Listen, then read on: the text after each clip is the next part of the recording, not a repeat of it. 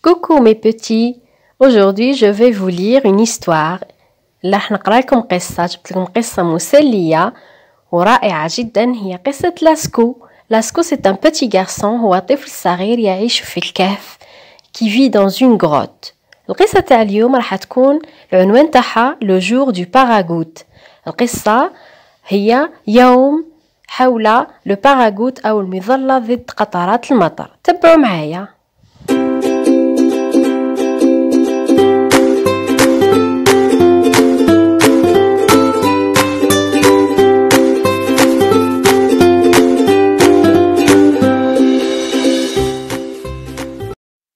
J'aime pas la pluie, dit Lasco. قال لاسكو لا أحب المطر. Depuis quelques jours, منذ بضعة أيام, le ciel est tout gris. السماء رمادي اللون. لاسكو et son ami زازا. لاسكو وصديقه زازا السحلية هذيك الصغيرة واسمها زازا. En ont un peu marre. كرهوا من البقاء في البيت et rester enfermés dans la grotte والبقاء في الكهف طيلة اليوم. Ils ont très envie de sortir. يريدون بشدة الخروج. Mais la maman de Lasco, لكن لاسكو le leur déconseille. تنصحهم بعدم الخروج. N'allez pas dehors. لا تذهبوا خارجا. Vous serez tout mouillé. سوف تتبللون. إذن فهي تمنعهم من الخروج. لاسكو et زازا tournent en rond. لاسكو وصديقته السحلية الخضراء الصغيرة يدورون في الغرفة ويريدون الخروج رغم أوامر الأم بعدم الخروج. Ils ont vraiment très envie d'aller courir un peu. يريدون بشدة الخروج للعب والجري خارجا. بلولام قالت السحلية. ما معنى بلولام في لغة السحليات؟ On y va quand même.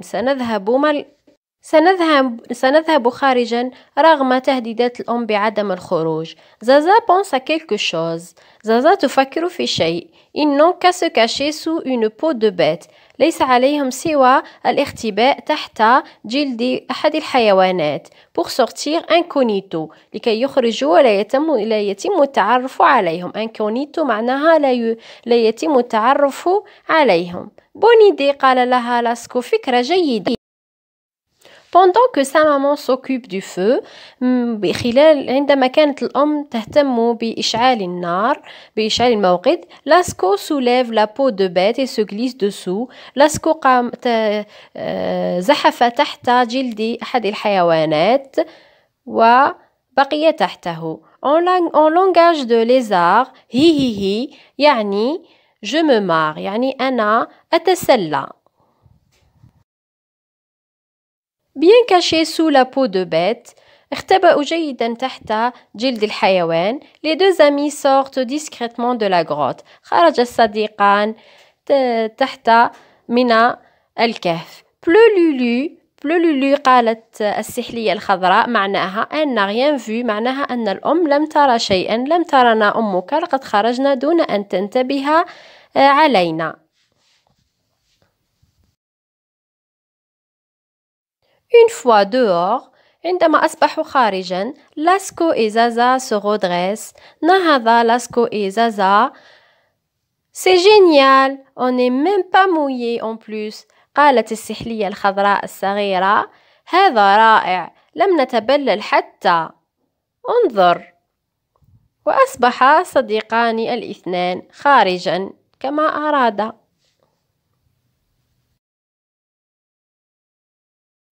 Mais Zaza a la queue qui dépasse. لكن زازا كان ذيلها خارج عن جلد الحيوان. Et elle n'aime pas être trompée. ولا تريد أن تتبلل. Alors elle tire sur la peau de bête. إذن قامت بسحب جلد الحيوان. بلولوي قالت زازا. بلغة السحليات معناها ساموي معناها لقد تبللت. Plouf, Lasco prend sur son dos toute l'eau accumulée. Quelle douche! وسقط جلد الحيوان وتبلل لاسكو toute l'eau est accumulée كل الماء الذي كان فوق الجلد سقط على لاسكو. quelle douche. لقد أخذ دشا رائعا. c'est froid. يا إلهي إنه بارد. لاسكو explique à Zaza. لاسكو قام بشرح الوضع لزازا pour ne pas être arrosé لكي لا نتبلل par la pluie بالمطر. il faut qu'elle reste bien collée contre lui. il lui explique. قام بتوضيح الأمور لزازا وقال لها يجب عليك أن تلتصقي فيه وبهذه الطريقة لن تتبللي. فقالت زازا بلولي. ما معنى بلولي؟ معناها آي مي بي، معناها آي قدمي. سبلوف.